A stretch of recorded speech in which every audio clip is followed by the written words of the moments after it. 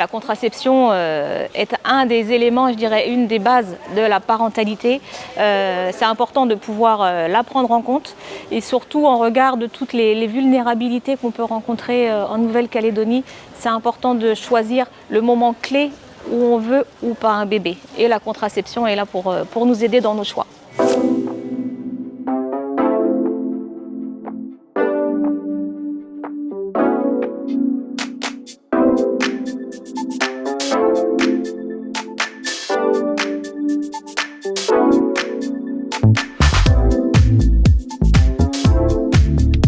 On est sur un public, comme c'est la matinée, c'est des personnes qui viennent en consultation, en soins externes.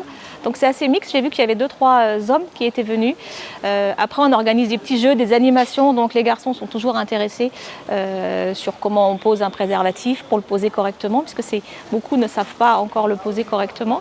Et puis on essaye un petit peu de faire en sorte que la contraception ne soit pas un tabou, reste quelque chose qu'on peut choisir et surtout qui est adapté à chaque personne, puisqu'il n'existe pas un moyen de contraception, mais des moyens de contraception.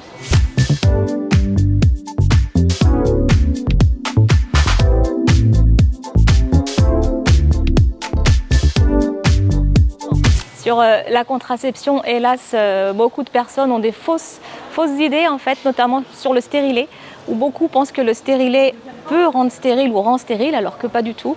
Le stérilet, du coup, on a plus tendance à l'appeler par son vrai nom, qui est le dispositif intra-utérin. Donc, ne serait-ce que dans la dénomination du moyen de contraception, ça pose souci. D'autres personnes pensent que c'est irréversible, alors qu'une contraception, quand on l'arrête, on peut de nouveau tomber enceinte. Donc c'est surtout là-dessus qu'on va travailler avec les jeunes et les moins jeunes.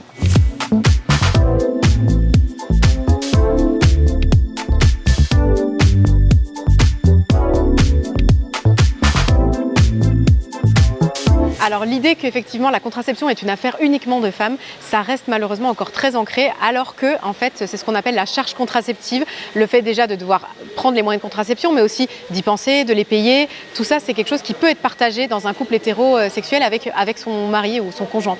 Donc c'est pas une affaire que de femmes, au contraire. Les hommes, ça les intéresse aussi finalement de savoir si leur compagne elle a tel moyen de contraception, combien de temps il est valable, de penser aussi à son rendez-vous, de l'accompagner, de s'intéresser, est-ce que c'est payant ou pas, est-ce que je peux payer la moitié, parce que en fait c'est l'affaire de tout le monde. Il n'est jamais trop tard pour s'y intéresser, s'informer, poser des questions pour soi-même ou pour son entourage. Donc avec tous les partenaires qui étaient là aujourd'hui, il ne faut pas hésiter à nous recontacter même après pour qu'on puisse en discuter.